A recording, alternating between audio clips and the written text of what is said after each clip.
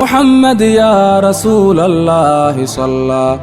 محمد يا رسول الله صلى عليك وسلم المولى محمد. السلام عليكم ورحمة الله وبركاته. كوكال مي ولاالكا كليك سي اودي رغليسو وقسوين كيني تحناها سويالك سوبنا صلى الله عليه وسلم قيبتي